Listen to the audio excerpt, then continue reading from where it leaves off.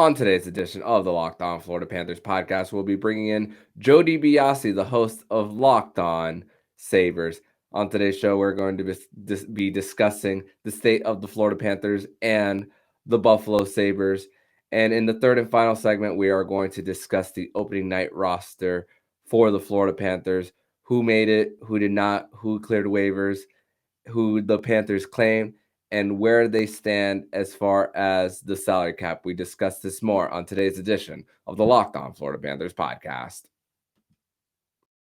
Your Locked On Panthers, your daily podcast on the Florida Panthers. Part of the Locked On Podcast Network, your team every day.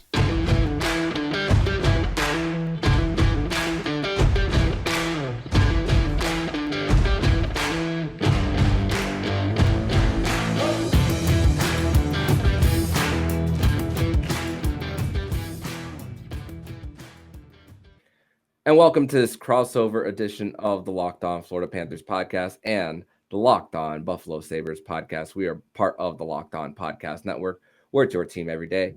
Thank you for making the Locked On Florida Panthers podcast and Locked On Sabres podcast your first listen of the day. For everyone on the Buffalo Sabres feed, let me introduce myself. My name is Armando Velez, the host of Locked On Panthers. You can follow me on Twitter at MondoMan12. And very thankful to be doing this crossover edition of the show with the host of Locked On Sabres, Joe DiBiase. Joe, how are you doing, man? I'm good, buddy. How are you doing? Good to talk to you again, especially with hockey right around the corner. Yeah, it's great knowing that today is when this drops. It's opening night. We have a few games on the schedule. The Tampa Bay Lightning will be facing off against the New York Rangers on the road, and Vegas versus LA to start. Even though we had a few regular season games last week during the day, which I was discussing pre-recording how I was at work during both of those games between the Sharks and the Predators. So great to have some hockey back. And of course, in the middle of the best month when it comes to professional sports, hockey starting up, basketball as well. Football season is in the mix. Of course, yep. We have a Bills-Dolphins rivalry in this show, even though we're talking about hockey. But hey, yes. It's a great time.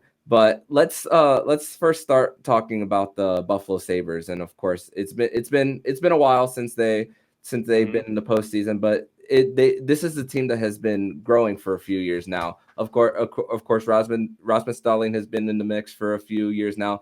But Owen Power, after getting a few games last year for the Buffalo Sabres, after finishing the season in disappointing fashion with Michigan, Panthers prospect Mackie Samoskevich was also part of that team in Michigan. But how has the buzz been like with having Owen Power now with the Sabres? I think it's an optimistic buzz that's in the air with the Sabres right now, and it's led by Power, but it's a couple of different guys. Jack Quinn, who's been their number one forward prospect in the past couple of years, he's ready to make the jump to the NHL level, and he had a dominant season in the AHL, just like historically good for his age bracket. So people are excited about Quinn. They're excited about JJ Paterka, who was a second-round pick of the Sabres a couple of years ago, but he's one of those guys that was drafted, and it's like ever since he was drafted, it's, oh, he's playing way better in Germany than people thought he was going to, and oh, he's playing way better in the AHL than people thought he was going to, and he made the Sabres opening night roster. So Paterka is a part of that as well. But Power, of course, is the kingpin for the youth movement for the Sabres, and that's what has people excited. Is it's different. It's not we're trying it with the same old core time after time after time, and it's not working. This time, it's all right. Let's try it with some kids. Let's get younger, and let's kind of organically develop it rather than a couple years ago. It's let's trade for Eric Stahl and let's sign Marcus Johansson in free agency, and let's just throw these little band-aids at all the problems. Now they built it up through the prospect pool, and there's like waves of prospects that are about to hit the shores in Buffalo. And this is like the first wave. They've got, as you mentioned, Savoy, a couple of other first-round guys that they drafted in the past couple of years that'll show up in a couple of years. But this year, that first wave, Power, Quinn, Paterka, that trio's got fans super excited for the season. Mm-hmm. And I was kind of thinking ahead of like the second wave as well for the Sabres, and one of them includes goalie prospect Devin Levi, who they got from the Florida Panthers in exchange for Sam Reinhart as part of that draft day trade last season. And you mentioned Jack Quinn, who I saw 61 points in, I believe, 47 games in Rochester, and in just 2 games he gets a goal and assist last season for the Sabres. But also another player who had a 40-goal season last year in Tage Thompson. There's a lot of criticism going towards the Buffalo Sabres way when they signed him to that deal that was over $7 million a year. But with the cap going up, that is a contract that tells me that there's a belief in this guy. Of course, this was part of the Ryan O'Reilly trade. Of course, he goes on to win the Stanley Cup with the St. Louis Blues. But hey, this could be a situation where both these teams could possibly win this trade. It'll be hard for the O'Reilly trade or for the Levi trade, because the O'Reilly trade. The O'Reilly trade. Okay, it'll be tough to make that an outright win for the Sabres. We could get to win-win territory though, right? We could get to win-win, but it'll never be a win over the Blues. They won the Stanley Cup, and he was the Conn Smythe winner. So it's going to be hard to top that, even if O'Reilly could retire today, and they would be happy with that trade. But yeah, we're starting to come around on that trade in general now, because Thompson has developed into what he's developed into. Now, why is there criticism? And I think the criticism is fair. It's because he only did it for 1 year, 38 goals last year, a crazy high shooting percentage that was way higher than any year previous. And typically when you see a guy that's had 3 seasons of, he scores on 9% of his shots, and then suddenly, he's scoring on 19% of his shots, that's a very obvious candidate for regression, and not to overreact to the goal total. But where I think it might be different with Thompson is he's playing a completely different position than what he was before Don Granato showed up. He was playing winger, and coaches were trying to put a square peg in a round hole, looking at his 6'7" frame and thinking that guy's going to be a power forward, and that's how I'm going to use him. Front of the net, dirty in the corners, cleaning up the extra stuff. When in reality, Don Granato came in and was like, I don't care you're 6'7". You're not trying to be a power forward. You're trying to be a finesse goal scorer dangler. And Granato said, okay, I'm going to let you get to the open space. How am I going to do that? Center. And it worked because he didn't have a coach that was trying to make him something that he isn't. So that's why I think what he did is repeatable. I don't think I would guess he gets back to 38 goals, but 32, 33, like the low 30s, I think is completely fair to expect from him. With, every third year, maybe he has a season where he's approaching 40. But again, there is downside. The downside is this guy did it for 1 year. And if that tanks, you're going to look like idiots because you gave this guy a 7-year contract for $7.1 million. Yeah. And the 1 year is the hard part to process for I'm sure a lot of people who cheer and cover this team. And also there's a different vibe. There's a different vibe, I feel, as far as national coverage on the Sabres, because all the drama from Jack Eichel has been over for almost a year now. And it's funny because of how our two teams that we cover are connected, because there was also Matthew Tkachuk could have been traded from the Calgary Flames to the Buffalo Sabres last season before all those leaked reports to influence Vegas to pull the trigger. And then one of the pieces that they get back, in Alex Tuch, upstate New York native, played for Rochester, not too far from where he's from, in Syracuse.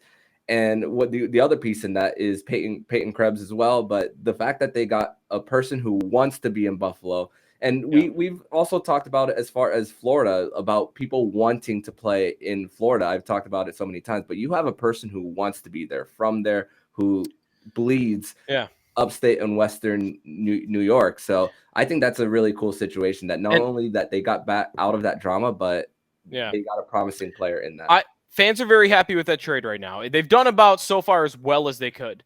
One, the Vegas draft pick turned out to be way higher than we ever could have imagined. We were thinking low 20s, even the 30s, because the Golden Knights were a Stanley Cup contender. For that first round pick to end up 16th, that was the best case scenario. It was never going to be higher than that. So that was good. Tuch being a part of the fabric of the organization and the fan base, and he's going to Bills games shirtless. And he's not like up in the suites. Like, he's going in with the rest of the fans. He's waiting in line to get through the little stalls. He's sitting in the stands. Like, he's a Buffalo guy, and fans love that. And I think that's very easy to roll your eyes at. And have even done that. Kevin Adams, the Sabres GM, has said we only want players that want to be here. Well, my reaction to that would be, no, you don't. You are going to get players that have to be here, because their only players are going to come to Buffalo right now, with how bad they've been, are draft picks and young players and entry-level contracts. But he found Tuck. Like, Tuck is one guy that genuinely wants to do it. And of course it is because he grew up a Sabre fan and grew up in nearby Syracuse.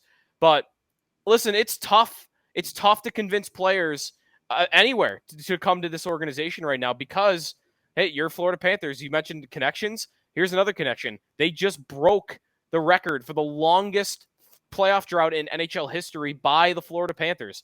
Florida was 10 seasons from 2000 to 2012. The Sabres haven't made the playoffs since 2011. That's 11 seasons. It's now an NHL record. And how are you going to get people to want to be a part of a team that haven't made the playoffs in 11 years? You got to either be entry-level contract or you got to be from there. So Tuck has been a dream, because Sabre fans love him. He's also a good player, and that's a huge part of it too. Is it's not just he wants to be here because he's a gritty leader guy. Like, no, he's also a really darn good top six winger. Mm-hmm. Yeah, and projected from Daily Faceoff to be on the second line with Casey Middlestat and Jack Quinn, from what I'm seeing. Yep. What last question is the goaltending department? Of course, 41-year-old Craig Anderson, former Florida Panther, Craig Anderson, and Ukko-Pekka Luukkonen. I know you've been very high on Ukko-Pekka Luukkonen, and I spoke earlier about the next wave of talent coming from Devin Levi, who was a Hobey Baker, who was I believe finished in the top 10 in the Hobey Baker voting this past season, if I'm not mistaken. But what's the goaltending department looking like, and your confidence level for them? So what's funny is, like, the guy that's the least well-known name on the Sabres right now is probably the starter. In fact, he's definitely the starter. Eric Comrie, who they signed away from the Winnipeg Jets in the offseason. The funny thing about Eric Comrie is he was once thought of as a top goalie prospect. He was a second-round pick of the Jets. But, I mean, Connor Hellebuck just became like an elite goaltender. So he was never usurping that guy. And, a slow development, AHL for a while, and I think he's already 27 years old. Last year, he's a limited sample size. He only plays 19 games because he's on a team that still has, and this doesn't happen much anymore. The days of Marty Brodeurs playing 75 games are long gone, except in Winnipeg, where Connor Hellebuck plays like 65 plus games every season, and that's where Comrie was the backup. Last year, 19 games was all he played, but in those 19 games, he was number one in the NHL in save percentage. Number one. Number two was Ilya Sorokin of the Islanders. Number three was Igor Shesterkin of the Rangers. We're talking about great goaltenders that were below him. But the obvious counter to that is, and why was he so cheap for the Sabres to sign? He did it in less than 20 games. So I think they're hoping that one of two things happen. Either Comrie being, it doesn't have to be, he's not going to be number one in save percentage, but if he plays 45 games, can he be league average? They would take that. I think they're either betting on Comrie, what he did in Winnipeg was real, and it wasn't just a flash in the pan. Or two, they're hoping Ukko-Pekka Luukkonen, their number two goalie prospect right now, because Levi has developed really nicely. Luukkonen at some point this season shows up and takes over the net. Kind of similar, I mentioned Shesterkin with the Rangers a couple of years ago. Shesterkin showed up in like January and took over the Rangers net and almost carried them all the way to the playoffs before the season was stopped. I think the Sabres are hoping Luukkonen does that. And Craig Anderson, I think, is here as insurance in case both of those things don't happen. So that's kind of the goalie situation for this year. But make no mistake about it, Devin Levi, who the Sabres acquired from the Panthers in the Sam Reinhart trade, the Sabres just waiting for him to show up. They're just waiting for him to show up. I think right now he's plan A. Luukkonen is plan B. Like, he could become the franchise goaltender. Comrie could even become the franchise goaltender. But plan A right now for the Sabres in net long-term is that Devin Levi takes over that net. It won't be this year, maybe next year. So that's the long-term and the short-term basically for them in net. And the Sabres definitely have shown some patience with their prospects. That's for sure when it comes to bring him in from what I've seen. And there's also a connection with Comrie and head coach Paul Maurice for the Florida Panthers during his time. And there's been a lot of questions about whether Sergei Bobrovsky is going to get that many starts for the Panthers as far as the 60, and which I don't think is definitely going to be a thing for the Panthers as far as that many games. But we're going to transition over to segment number 2, where Joe is going to and I are going to discuss the Florida Panthers perspective on things. We're going to discuss that next year on the show. But right now, we're going to tell you all about Built Bar. If you haven't tried Built Bar Puffs yet, you are depriving yourself of one of life's greatest joys. And guess what? There's a new flavor ready. Delicious, indulgent cookie dough covered in chocolate. That's right. Built has done it again. Cookie dough chunk puffs are only 160 calories, and there are a whopping 15 grams of protein in them. Run to Built.com and snag a box for you and the family. It'll be a perfect treat, or you can find a really good hiding place just to hoard them for yourself. Go to Built.com and use promo code LOCKEDON15 to get 15% off your order. That's promo code LOCKEDON15 for 15% off at Built.com.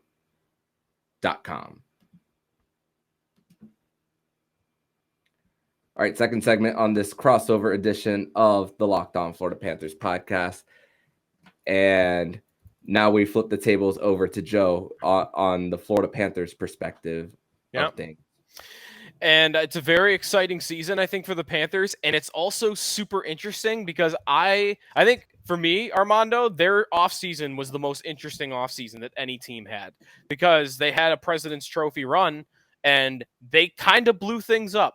Is that putting it too aggressively? When I say they blew things up, really it's one big trade we're talking about, right? It's the Matthew Tkachuk trade. So I guess, one, would you agree with that sentiment that they blew it up after losing to the Lightning and getting swept by Tampa Bay, lose their season ending to them 2 years in a row? And the Tkachuk trade in general, just like, what do you think it signifies for the organization, and also like what they gave up to get that done?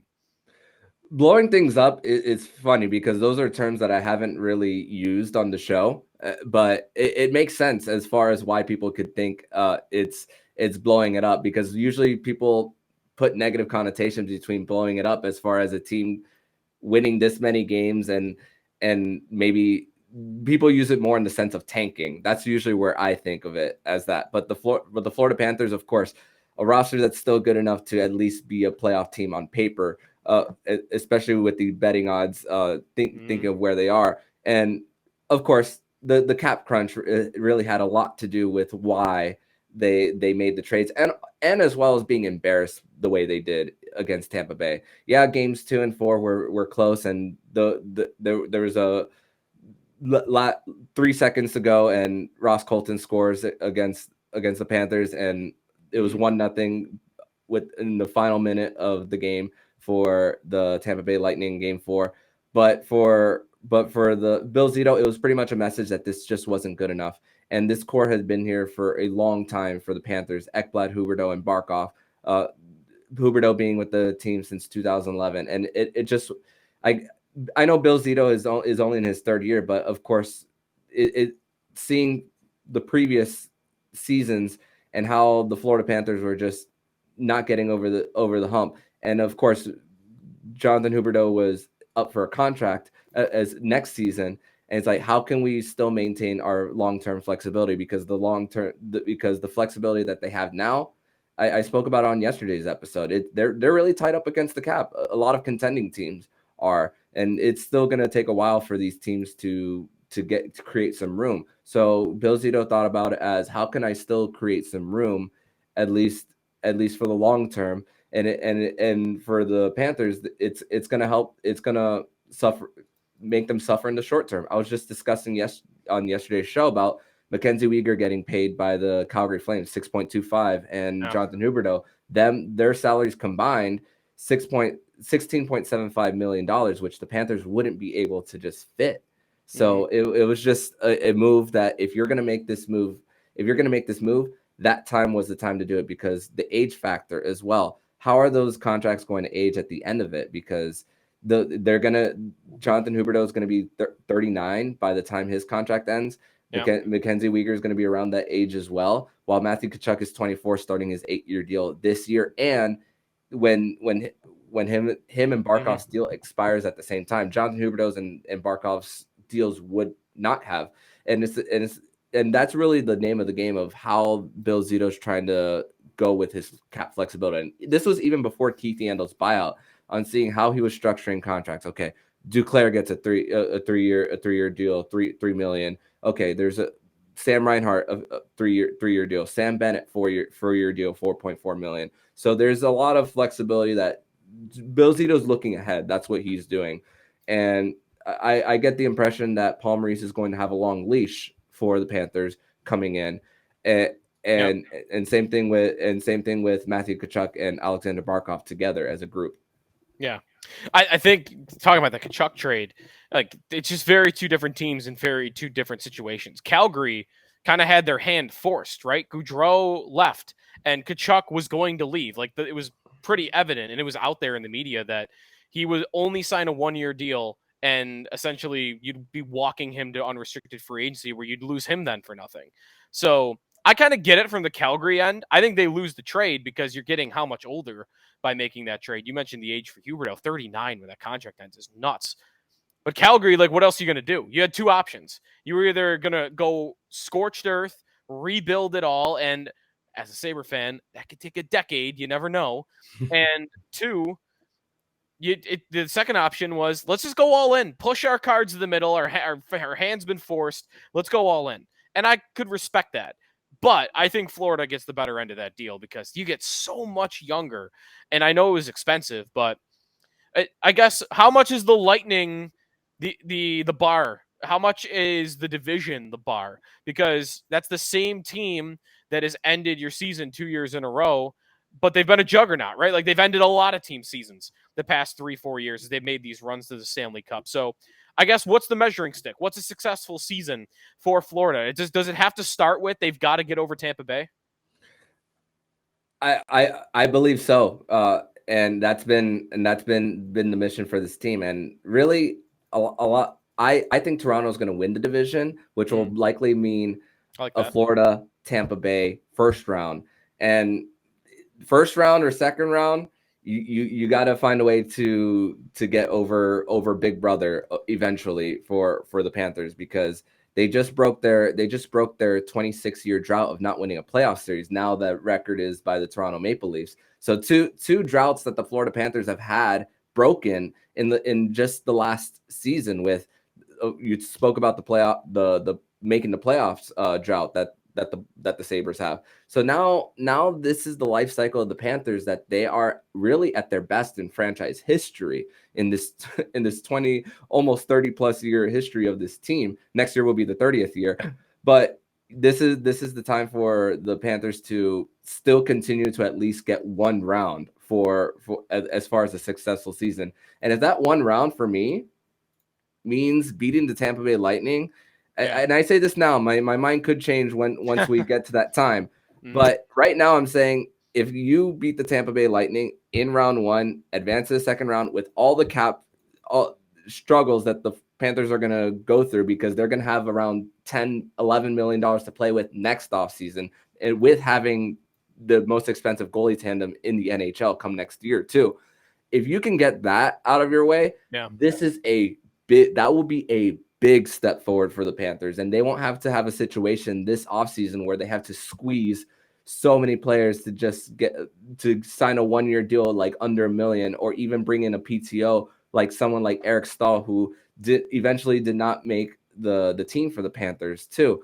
So that's kind of a situation that Bill Zito finds himself in now. The thing is, short-term pain for long-term gain for the Panthers. But if they can get a round one series win out of it, it's a success. Yeah. What about the goalie situation? You mentioned it a little bit there. Bobrovsky obviously has been a staple for a couple of years, but Spencer Knight, first-round pick, he's developed, at least I think, pretty nicely. He hasn't broken out as like a superstar yet, but it feels like he has that capability. And he just signs a contract, 3 years, $4.5 million, but doesn't kick into next year.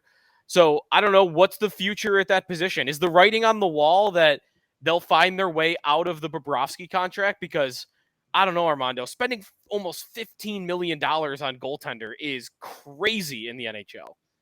It's nuts. I totally get it. But with the cap rising, a chance of a buyout is less likely, which is such a win for the Panthers. But Bobrovsky still has two more off seasons until that no move clause becomes a modified no trade clause. It's July 1st of 2024 that he will have to submit a 16-team no trade list. So it'll become a lot easier if Bill Zito actually really does believe that Spencer Knight is going to be the guy who's going to take the load past the 2023-24 season and to take the reins, then that is what the Florida Panthers will have to do. And chances are there's no way in hell that the Panthers are going to keep $0 in salary. That's just not a possibility on earth, in my opinion, unless you give up even more draft capital than what Florida does not have. So that's the situation they find themselves in, and it's a product of the previous regime. The Dale Talon was the one who drafted both Spencer Knight and Sergei Bobrovsky less like 10 days apart from each other. So that's really how that happened. So and Spencer Knight struggled a little bit in his second year, was sent down, had to get a couple of games in, and started performing well towards the tail end of his time in the AHL, brought back up and played a lot better as the season progressed. But right now, I think starting goalie for opening night is still Sergei Bobrovsky for the Panthers. And I think we spoke about Connor Hellebuck in the previous segment about him starting 60 plus games for the Winnipeg Jets under Paul Maurice. And with this stage in the NHL, you mentioned Marty Brodeur, which a lot of Panther fans, including myself, when you look at the stats, say in 2004, Luongo should have won the Vezina over Brodeur because of 900 plus more shots. But those days of the NHL are not here anymore. So Sergei Bobrovsky, I still think he gets about like 50 plus games as far as starting. Spencer Knight maybe gets close to 40, but not over 41 for the Panthers. I don't believe that Spencer Knight will be sent down this season. I am very confident that he will not be sent down to the Charlotte Checkers this year, unless something else happens this season. But I do believe that Spencer will have more time on the Florida Panthers roster. And the thing is, next year is going to be that year to even get more. But I think this year specifically, it's still going to be Sergei Bobrovsky's net. And then last one is just kind of a check-in on the Sam Reinhart trade from the Panthers' perspective. The Sabres, I think, are relatively happy with the Reinhart trade, but, 5 years before we really know what they'll get out of it, because we're waiting on a goalie, and goalies can sometimes take forever to develop, as you're starting to find out with Spencer Knight. Ryan Miller, once upon a time, didn't show up for the Sabres until he was 26 as the starter. It could take a long time. What about from Florida's perspective? Statistically, it was a great year, but did Reinhart, I guess, meet the expectation of what the team was getting? And you mentioned Ryan Miller, one of the best American goaltenders of all time there for the Sabres.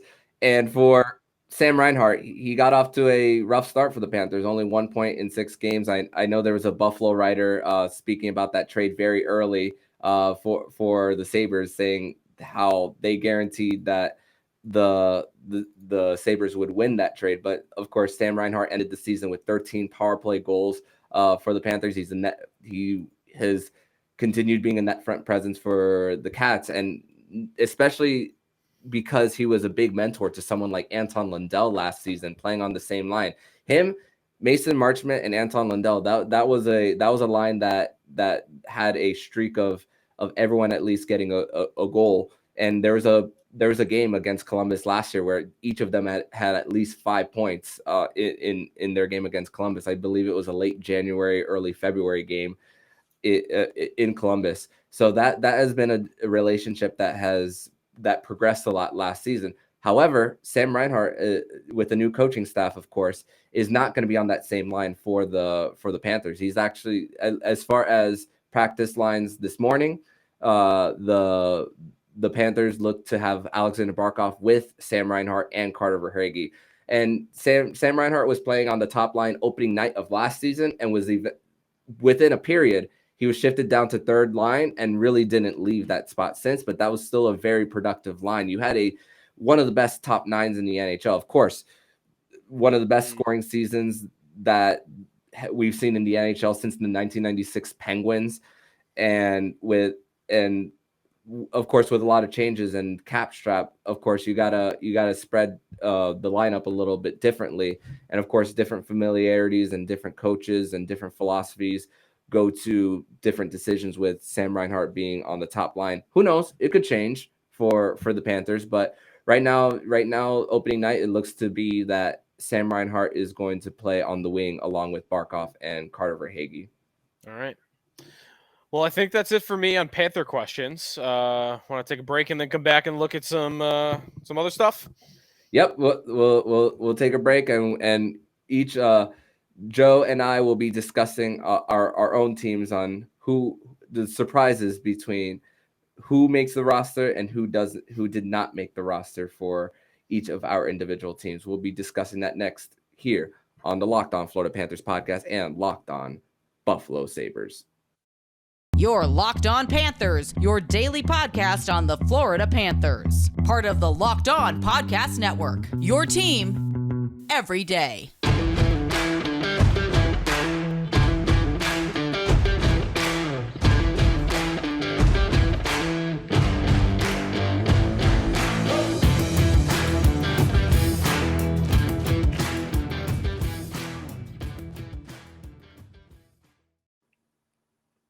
Third and final segment here on the Locked On Florida Panthers podcast on this Tuesday, October 11th edition of the show.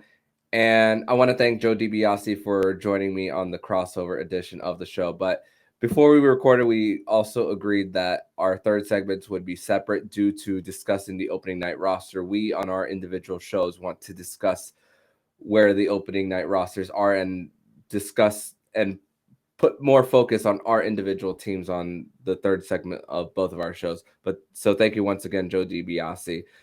So all the Florida Panthers players who were placed on waivers yesterday, all cleared. So Lucas Carlson's $800K coming off the books for the Panthers, Michael Dozado, Alexi Heponiemi, Alex Lyon, Gerald Mayhew, and Chris Tierney, all of their salaries, which are all $750K, will all come off the books for the Panthers.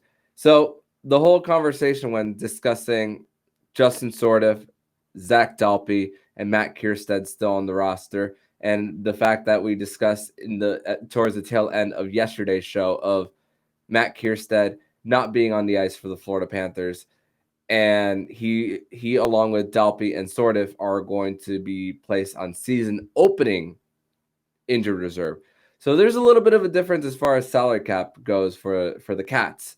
And the way it goes, and really had to really read this very carefully on how I read the salary cap implications for the season opening IR. And it is said, hold on, pulling it up right now. And the rule is if a player on a two-way contract and has played less than 50 games the previous year and is injured prior to the opening night roster, their cap hit while injured is prorated based on number of days on the roster last year. So Justin Sourdif signing his entry-level deal, not playing a single game under the Panthers last season, his cap hit will be at $0 for the Cats. Zach Dalpe only came up for one game for the Panthers last year, so his cap hit is less than $4,000 for the Panthers. And Matt Kiersted, the guy of all these three who have been around the longest and have played the most amount of games last year, his cap hit is only just under $84K for the Cats. So all of that, and the Panthers are just under the $82.5 million salary cap ceiling. And Anthony Duclair's LTIR space helped clear that for the Panthers. And with all of that, the Panthers are the ninth closest team to the cap ceiling. Vancouver has something around like $0. They're right exactly at the cap ceiling. The cap space that the Toronto Maple Leafs has is $4. The Vegas Golden Knights have 17, I believe, last time I checked. So a lot of teams that are in contention are in this cap crunch right now for in the NHL, and the Florida Panthers are no different as far as that, which means that they were unable to sign Eric Stahl. They were trying to make a last minute effort in order to bring this guy for the Panthers, but just so happens that the veteran forward was unable to make the team as far as the cap crunch. And honestly, this was a signing that if the Panthers had made, that another player would have had to go down, and one move would have meant another player would have not been around, and that would probably move a player that was waivers exempt from the Panthers, like Spencer Knight or an Anton Lundell. And for Eric Stahl, where he is in this part of his career, it's not worth moving a Spencer Knight or an Anton Lundell down to Charlotte in order just to bring the veteran forward. Sure, he could be a little valuable for this team, but the cap crunch just didn't make sense. And of course, there was a lot of questions on on Eric Stahl being on this team about it creating a possible logjam. And of course, if there was space and he doesn't work out, put him on waivers and send someone down who's on a two-way deal. But the Panthers are just that close to the ceiling that it was just always going to be hard to make it work. And speaking to the media, both Eric and Mark Stahl, they were talking about how Mark helped Eric bunk with him while he was on his PTO here in Sunrise, Florida. And for the brothers, you kind of feel for them, because an opportunity to play together. So not the first time that Stalls have played with each other, if that would have been the case, but just a missed opportunity for both of them. But for the Panthers, as far as their roster, one more thing before I go to the players who actually made it. Logan Hutsko, whose waivers exempt, was sent down to the minors for the Panthers. I believe I also said that yesterday, but just in case I did not say it yesterday. So there's going to be exactly 20 players for the Panthers, and one of them is a waiver claim for the Cats. Lucas Carlson was placed on waivers, sent down to Charlotte. Matt Kierstead, season opening IR, but the Panthers have claimed Josh Mahura off of waivers from the Anaheim Ducks, a former third-round pick, number 85th overall in the 2016 draft. His scouting reports spoke about how he's mostly an offensive defenseman and is not the best at reading when to jump in on the rush. And he had a great last season in the WHL just a few years ago, but it's been a while since he was in the WHL. Hasn't really translated just yet to the NHL level. In his first 4 seasons, he hasn't even combined a total of a full season after being drafted by the Ducks. So they put him on waivers. Florida claims him. Is seen as a very high upside kind of waiver claim for Bill Zito and company. Let's not forget that Gus Forsling was a waiver claim from Carolina just two seasons ago, and look what he's become. I'm not saying Josh Mahura is going to be that guy, but hey, another low risk, high reward possible claim for Bill Zito. So 20 players exactly. And Josh Mahura is likely going to play third pair minutes without even getting a full week of practice. So the following players have made it: Carter Verhaeghe, Alexander Barkov, Sam Reinhart, Matthew Tkachuk, Sam Bennett, Rudolph Balcers, by the way, last season had a game misconduct on a cross-check on Josh Mahura last season. So looks like that they are going to be friends now that they're on the same team. Eetu Luostarinen, Anton Lundell, Colin White, Ryan Lomberg, who returned to practice yesterday, Nick Cousins, and Patrick Hornquist. Defense is Gus Forsling, Aaron Ekblad, Mark Stahl, Brendan Montour, Josh Mahura, and Radko Gudas. So that is your 20 players for the Panthers. No scratches. It's going to be all 20 players are going to be there, and all are going to dress for opening night against the New York Islanders.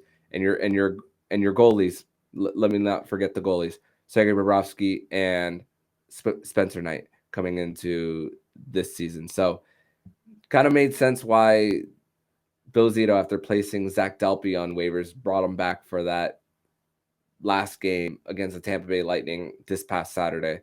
And maybe a good reason why to also keep Justin Sordiff when you're talking about cap space and season opening IR, due to the fact that he struggled with injuries. So you're technically not lying for as far as trying to get some cap relief for Bill Zito. But this is what you got to do.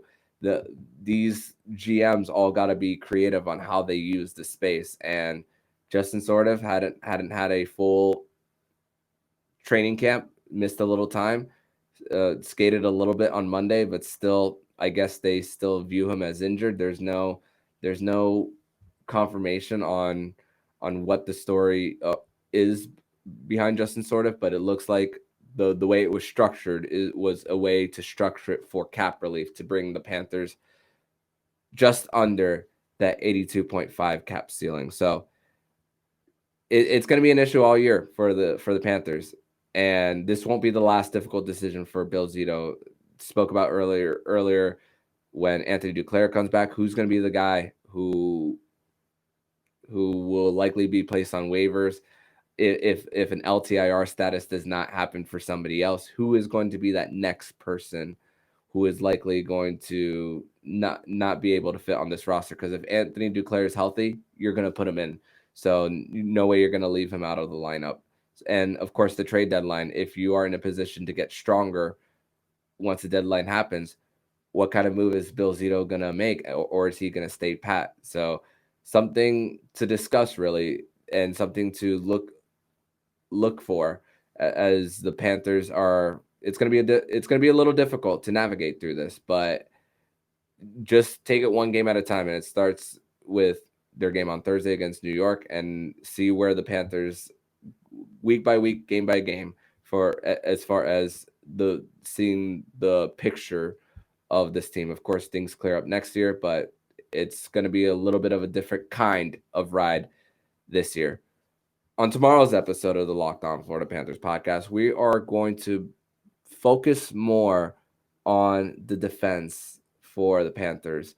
Yes, exactly 6 players will be dressing opening night, but how effective can those guys actually be this season? That has been a conversation that we've been talking about all summer, but now we're going to discuss that more in length now that we know who the players are. We're going to discuss that on tomorrow's edition of the Locked On Florida Panthers podcast, as tomorrow is a Winans Wednesday edition of the show. So Jacob Winans will be back, and we'll be discussing more, and of course his opinions on what the roster currently stands at. So if you like what you're hearing, please subscribe to the podcast to be notified every single time the Locked On Florida Panthers podcast jumps into your podcast feed. Make sure to subscribe to Locked On Fantasy Hockey with Flip Livingstone and Steel Roden. We'll be covering all the regular season activities around the National Hockey League. Thank you for making the Locked On Florida Panthers podcast your first listen of the day. And for your second listen of the day, make sure to listen to today's episode of Locked On NHL. Locked On experts give you a daily 30-minute podcast on all things National Hockey League. Locked On NHL, your daily 30-minute NHL podcast. So I'm Armando Velez, signing off. And you've been listening to the Locked On Florida Panthers podcast, part of the Locked On Podcast Network. We're your team every day.